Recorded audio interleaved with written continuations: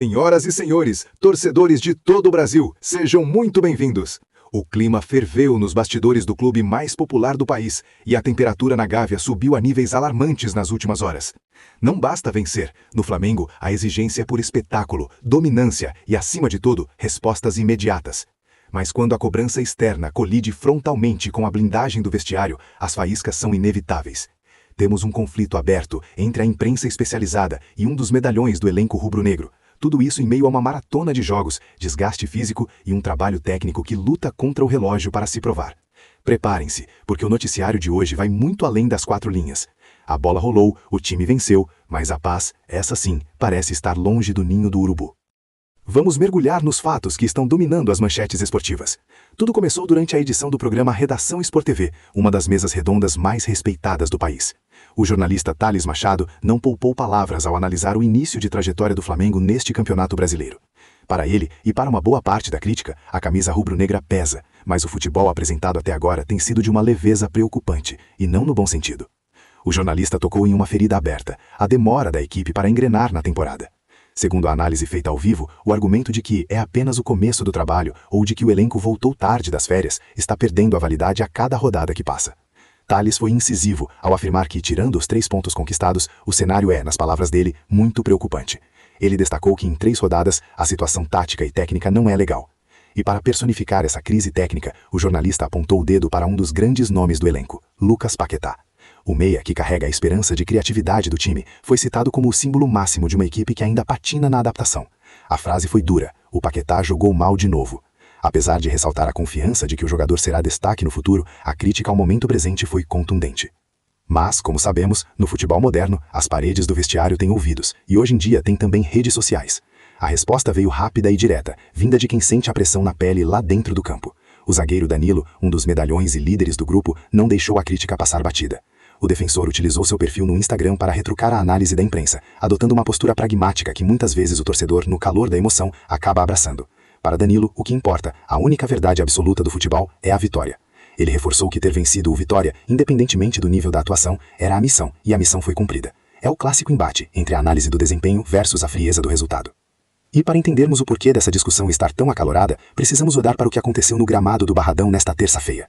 O Flamengo venceu o Vitória por 2-1 em um jogo válido pela 3ª rodada do Brasileirão.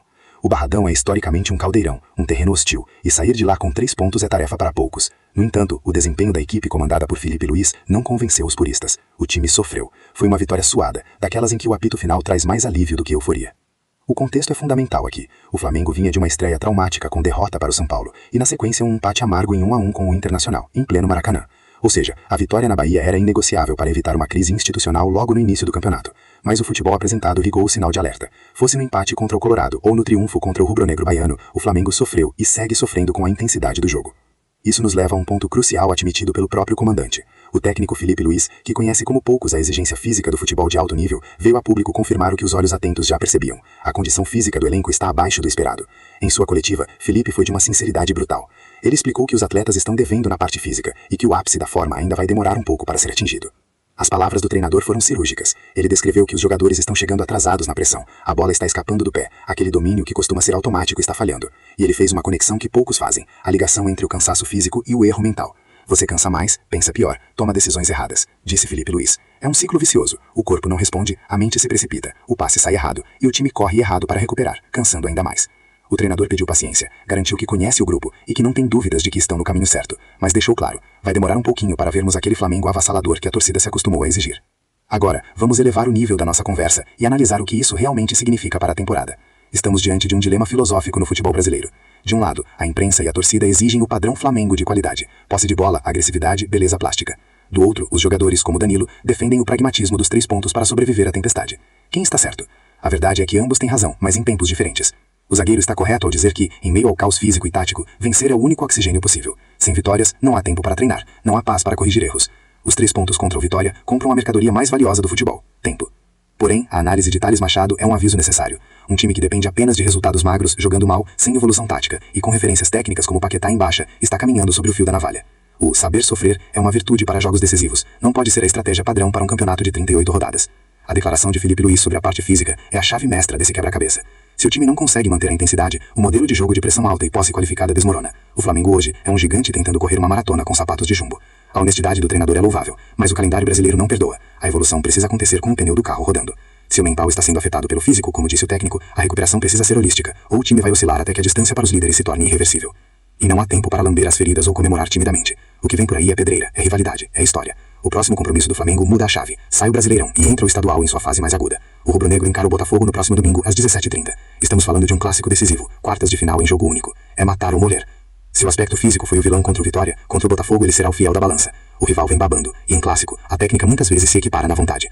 Felipe Luiz terá dias contados nos dedos para recuperar seus atletas, e principalmente recuperar a confiança de peças-chaves como Paquetá. A torcida vai lotar, vai apoiar, mas a paciência com o começo de trabalho acabou no momento em que o juiz apitou o fim do último jogo.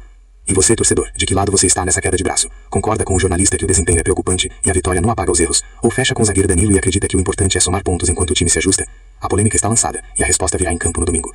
Não deixe de se inscrever no canal, ativar as notificações e deixar o seu like, porque aqui a cobertura é completa, é diária e é feita para quem respira futebol 24 horas por dia. Eu sou o seu narrador, trazendo a verdade do jogo para você. Até a próxima e que role a bola.